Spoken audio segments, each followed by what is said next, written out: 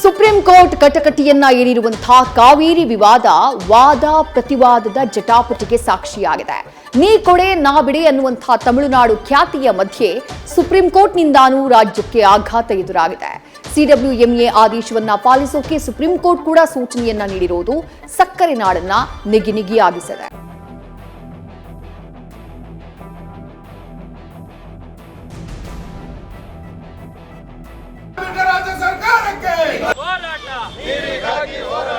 ಹೋದ್ಯಾ ಪಿಶಾಚಿ ಅಂದ್ರೆ ಬಂದೆ ಗವಾಕ್ಷಿ ಅಂತ ಕಾವೇರಿ ವಿಚಾರದಲ್ಲಿ ದಿನಕ್ಕೊಂದು ಖ್ಯಾತೆ ತೆಗೆಯುತ್ತಿರೋ ತಮಿಳುನಾಡು ಸದ್ಯ ಸುಪ್ರೀಂ ಕೋರ್ಟ್ನಲ್ಲಿ ಸಮರಕ್ಕಿಳಿದಿದೆ.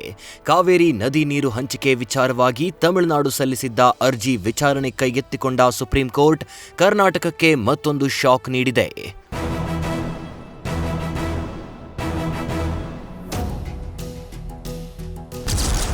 ಸಿಡಬ್ಲ್ಯೂಎಂಎ ಆದೇಶ ಪಾಲಿಸಲು ಸುಪ್ರೀಂನಿಂದಲೂ ಸೂಚನೆ. ತಮಿಳುನಾಡಿನ ತಗಾದೆಗೆ ಕರ್ನಾಟಕದಿಂದ ಸಂದರ್ಭ ಸಹಿತ ಉತ್ತರ.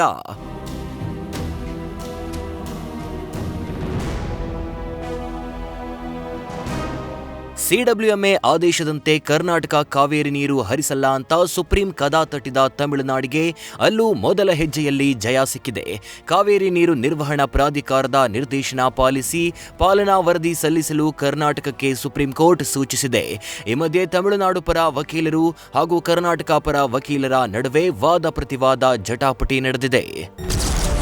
ಸಿಡಬ್ಲ್ಯೂಎಂಎ ಆದೇಶವನ್ನ ಕರ್ನಾಟಕ ಪಾಲಿಸಿಲ್ಲ. ಜೂನ್, ಜುಲೈ ಹಾಗೂ ಆಗಸ್ಟ್ ಈವರೆಗೆ ಸೇರಿ 64 ಟಿಎಂಸಿ ನೀರನ್ನ ಕರ್ನಾಟಕ ಹರಿಸಬೇಕಾಗಿತ್ತು. ಆದರೆ ಕರ್ನಾಟಕ ನಮಗೆ 14 ಟಿಎಂಸಿ ನೀರು ಮಾತ್ರ ಹರಿಸಿದೆ. ಬಾಕಿ ನೀರು ಹರಿಸೋದಕ್ಕೆ ಕೋರ್ಟ್ ಕೂಡಲೇ ನಿರ್ದೇಶನ ಕೊಡಬೇಕು. ಸಿಡಬ್ಲ್ಯೂಎಂಎ ಆದೇಶವನ್ನು ಪಾಲಿಸಿಲ್ಲ ಎನ್ನುವುದು ಸುಳ್ಳು. ನಾವು ಆದೇಶ ಪಾಲಿಸಿದ್ದೇವೆ. ಪ್ರಾಧಿಕಾರ 15 ದಿನಗಳ ಕಾಲ ನಿತ್ಯ 12,000 ಕ್ಯೂಸೆಕ್ ನೀರು ಹರಿಸಲು ಕರ್ನಾಟಕಕ್ಕೆ ಸೂಚನೆ ನೀಡಿದೆ. ಕಾವೇರಿ ನೀರು ನಿರ್ವಹಣಾ ಪ್ರಾಧಿಕಾರದ ನಿರ್ದೇಶನದ ಪ್ರಕಾರ ತಮಿಳುನಾಡಿಗೆ ನೀರು ಹರಿದು ಹೋಗುತ್ತಿದೆ. ಆದರೆ ಸದ್ಯ ಕಾವೇರಿ ಕೊಳ್ಳದ ಜಲಾಶಯಗಳಲ್ಲಿ ನಿತ್ಯ 5-6 ಕ್ಯೂಸೆಕ್ ನೀರು ಬರುತ್ತಿದೆ. ಈವರೆಗೂ 13ರಿಂದ 14 ಟಿಎಂಸಿ ನೀರು ಮಾತ್ರ ಬಂದಿದೆ. ಆದರೂ ಮಳೆಯ ಅನಿಶ್ಚಿತತೆ ನಡುವೆ ನಾವು ನೀರು ಹರಿಸುತ್ತಿದ್ದೇವೆ.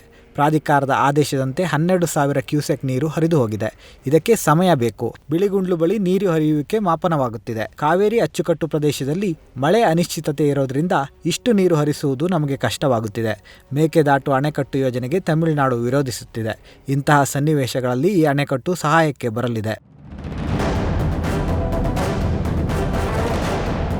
ಕರ್ನಾಟಕ ತಮಿಳುನಾಡಿನ ವಾದ ಪ್ರತಿವಾದ ಆಲಿಸಿದ ಸುಪ್ರೀಂ ಕೋರ್ಟ್ ಮುಂದಿನ ವಾರ ಪರಿಷ್ಕೃತ ಮಾಹಿತಿ ಮೇರೆಗೆ ಪರಿಶೀಲಿಸೋಣ ಅಂತ ವಿಚಾರಣೆಯನ್ನ ಒಂದು ವಾರ ಮುಂದೂಡಿದೆ.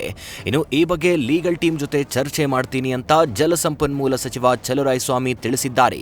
ಸುಪ್ರೀಂ ಕೋರ್ಟ್ ಮುಂದೆ ಅಪೀಲ್ ಹೋಗಿ ಅಂತ ಸಿಎಂಗೆ ಮನವಿ ಮಾಡೋದಾಗಿ ಕುಣಿಗಲ್ ಶಾಸಕ ರಂಗನಾಥ್ ತಿಳಿಸಿದ್ದಾರೆ. ನಾವು ರೆಡ್ಯೂಸ್ ಮಾಡ್ಲಿಕ್ಕೆ ಕೇಳಬೇಕು ಅಂತ ನಾವು ಅನ್ಕೊಂಡಿದ್ದು ನಮ್ಮ ಸರ್ಕಾರ.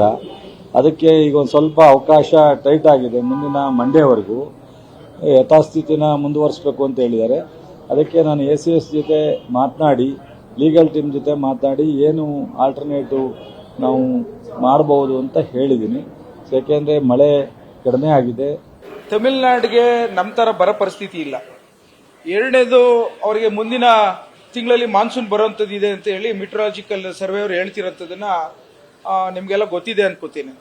ಸೊ ಇವೆರಡು ಹಿನ್ನೆಲೆಯಲ್ಲಿ ಕುಡಿಯ ನೀರಿನ ಆದ್ಯತೆ ಪ್ರಥಮ ಕರ್ತವ್ಯ ಅನ್ನೋದನ್ನ ನಾವು ಕೇಳ್ಕೊಳಂತ ಹಿನ್ನೆಲೆಯಲ್ಲಿ ಸುಪ್ರೀಂ ಕೋರ್ಟ್ ಅವ್ರ ಮುಂದೆ ಮತ್ತೊಮ್ಮೆ ಅಪೀಲ್ ಹೋಗಿ ಕರ್ನಾಟಕದ ಬರದ ಪರಿಸ್ಥಿತಿ ಬಗ್ಗೆ ಎಲ್ಲ ರೀತಿಯಲ್ಲೂ ನಾವು ರಿಕ್ವೆಸ್ಟ್ ಮಾಡೋಂಥ ಒಂದು ವ್ಯವಸ್ಥೆ ಆಗಬೇಕು ಅನ್ನೋದನ್ನ ನನ್ನ ತಿಳುವಳಿಕೆ ಪ್ರಕಾರ ಒಂದು ಪ್ರಯತ್ನ ಮಾಡಬೇಕು. ಸುಪ್ರೀಂ ಕೋರ್ಟ್ ಆದೇಶದಿಂದ ಸಕ್ಕರೆ ನಾಡು ನಿಗಿ. ನೇಣು ಕುಣಿಕೆ ಹಿಡಿದು ಪ್ರತಿಭಟನೆ, ಸರ್ಕಾರದ ವಿರುದ್ಧ ಕಿಚ್ಚು.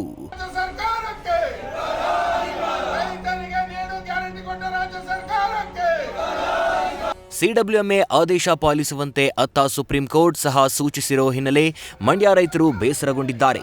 ನೇಣು ಕುಣಿಕೆ ಹಿಡಿದು ಶ್ರೀರಂಗಪಟ್ಟಣ ತಾಲೂಕು ಕಚೇರಿ ಎದುರು ಪ್ರತಿಭಟನೆಗಿಳಿದ ಭೂಮಿ ತಾಯಿ ಹೋರಾಟ ಸಮಿತಿ ಕಾರ್ಯಕರ್ತರು ಸುಪ್ರೀಂ ಕೋರ್ಟ್ನಲ್ಲಿ ಸಮರ್ಥ ವಾದ ಮಂಡಿಸುವಲ್ಲಿ ಸರ್ಕಾರ ವಿಫಲವಾಗಿದೆ ಅಂತ ಸಿಡಿಮಿಡಿಗೊಂಡಿದ್ದಾರೆ. ಯಾವುದೇ ಕಾರಣಕ್ಕೂ ತಮಿಳುನಾಡಿಗೆ ನೀರು ಹರಿಸದಂತೆ ಪ್ರತಿಭಟನಾ ನಿರತರು ಪಟ್ಟು ಹಿಡಿದಿದ್ದಾರೆ. ಇತ್ತ ಮಂಡ್ಯದ ಸಂಜೆಯ ವೃತ್ತದಲ್ಲೂ ರೈತರು ಹಾಗೂ ಕನ್ನಡಪರ ಸಂಘಟನೆಗಳು ಪ್ರತಿಭಟನೆ ನಡೆಸಿವೆ. ಗ್ಯಾರಂಟಿ ಕೊಟ್ಟ ರಾಜ್ಯ ಸರ್ಕಾರಕ್ಕೆ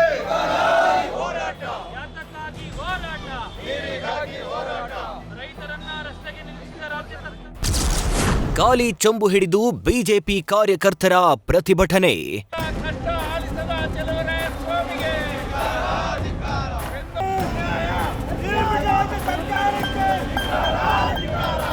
ಮಂಡ್ಯದ ಸರ್ ಎಂ ವಿಶ್ವೇಶ್ವರಯ್ಯ ಪ್ರತಿಭೆ ಬಳಿ ಖಾಲಿ ಚೊಂಬು ಹಿಡಿದು ಬಿಜೆಪಿ ಕಾರ್ಯಕರ್ತರು ಪ್ರತಿಭಟನೆ ನಡೆಸಿದ್ದಾರೆ. ಪ್ರತಿಭಟನೆ ವೇಳೆ ಬಿಜೆಪಿ ಕಾರ್ಯಕರ್ತರು ಟೈರ್ಗೆ ಬೆಂಕಿ ಹಚ್ಚಲು ಯತ್ನಿಸಿದ ವೇಳೆ ಹೈಡ್ರಾಮವೇ ನಡೆದು ಹೋಗಿದೆ. ಟೈರ್ ಕಿತ್ತುಕೊಳ್ಳಲು ಯತ್ನಿಸಿದ ಪಿಎಸ್ಐ ಮಣಿ ಎಂಬುವರ ಕೈಗೆ ಗಾಯವಾಗಿದೆ.